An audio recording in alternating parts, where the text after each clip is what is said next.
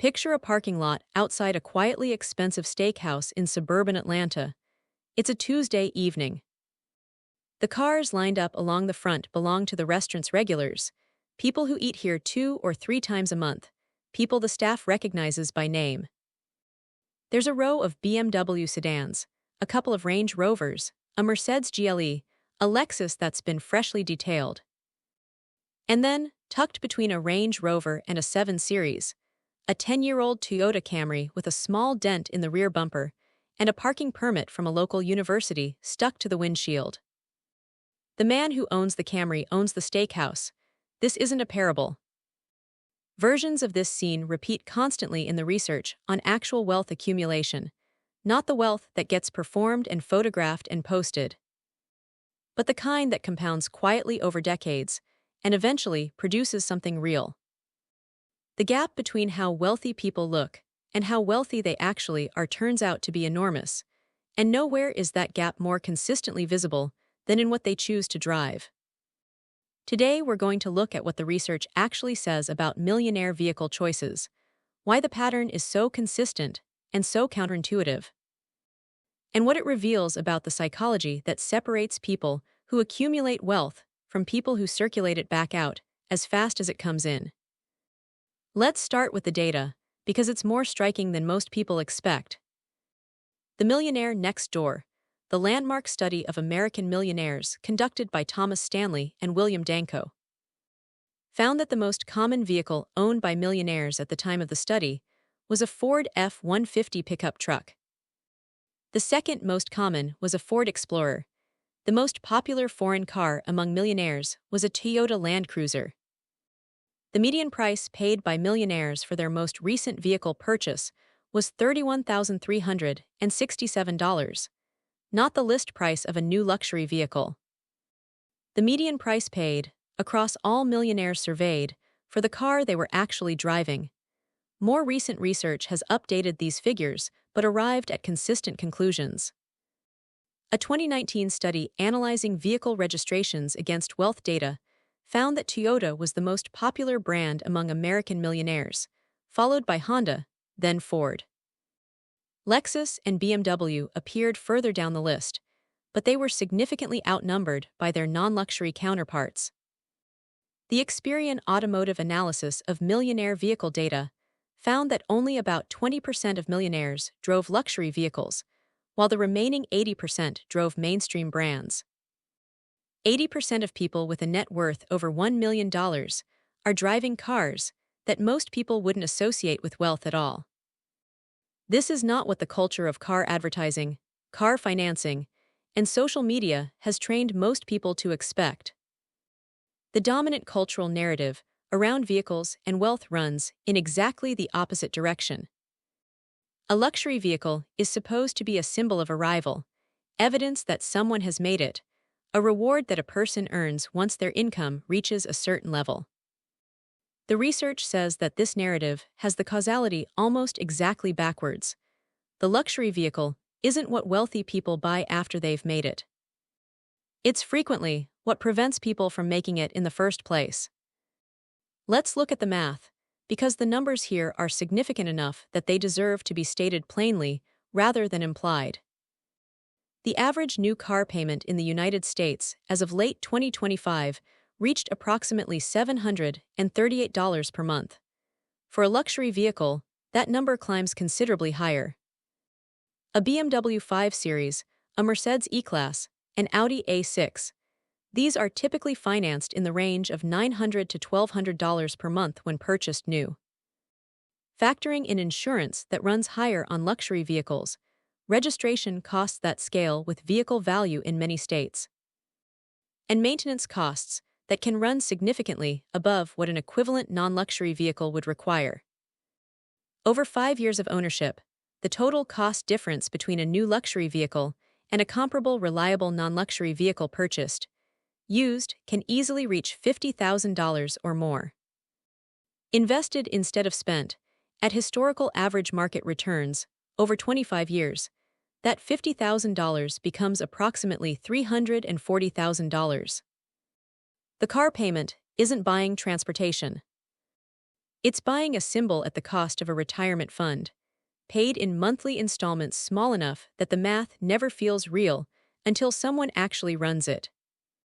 Millionaires who built their wealth rather than inherited it understand this math in a very specific way. They don't avoid expensive cars because they can't afford them. Many of them could write a check for a Ferrari without it meaningfully affecting their net worth. They avoid expensive cars because they've internalized a fundamental insight about what money actually is at the level of wealth that compounds. Money is future optionality.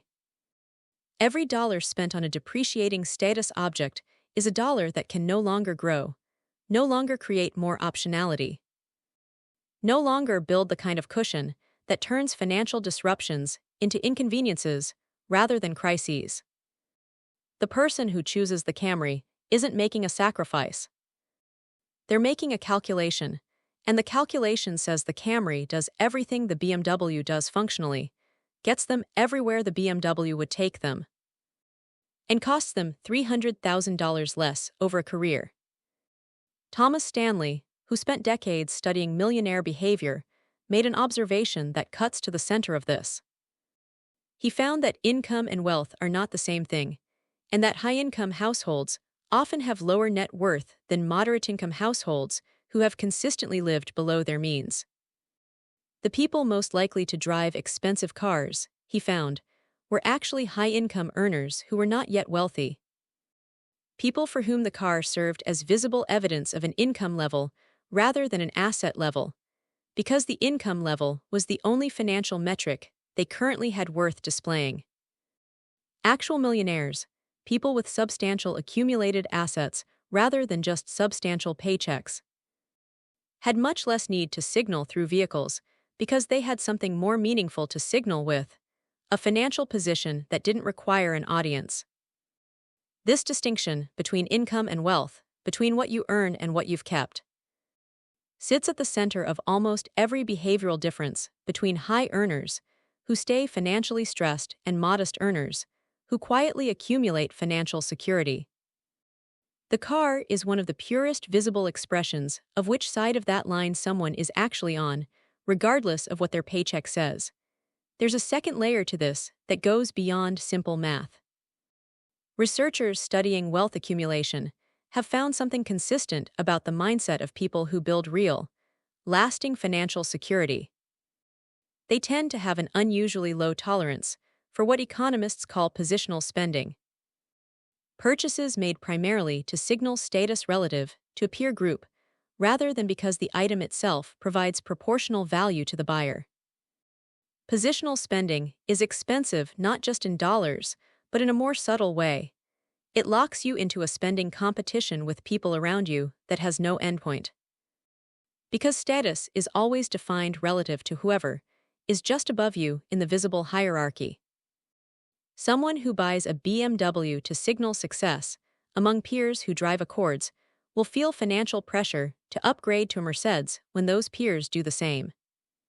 Someone who drives an Accord, regardless of what their peers drive, has opted out of the competition entirely, and the compound savings of opting out over a lifetime are enormous. The millionaires in Stanley's research described this dynamic clearly. They talked about making decisions based on what they valued rather than what they needed to display. They described a comfort with being underestimated that most people find psychologically uncomfortable.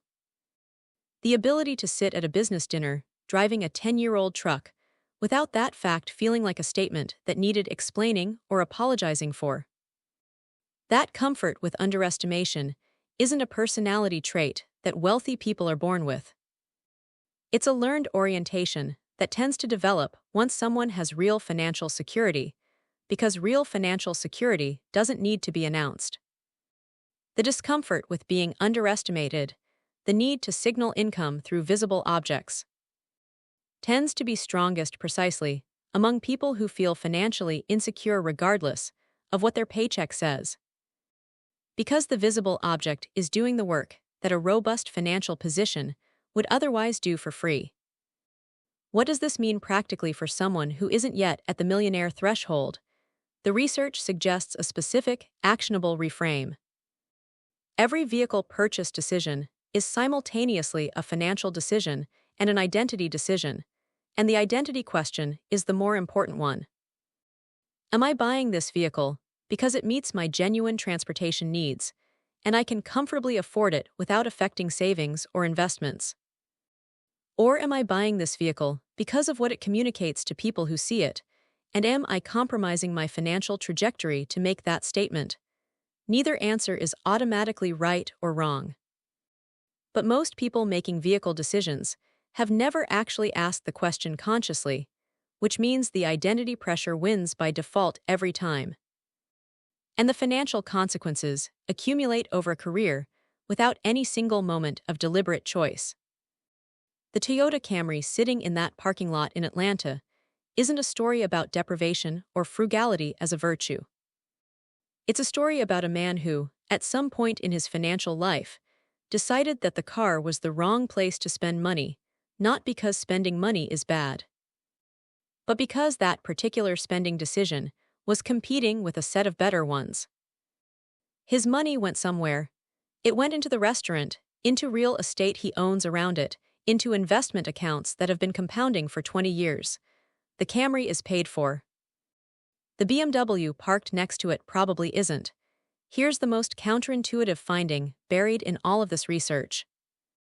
The people who most need to signal wealth through vehicles are often the ones who have the least of it. And the people who have the most of it, often the ones sitting next to you in traffic in a car that surprises you, are the ones who stopped needing to signal it at all. The signal you're reading when you see someone in a luxury car isn't necessarily wealth. It might be the cost of the performance of wealth, which is a very different thing, and one of the most expensive shows anyone in America is currently buying tickets to,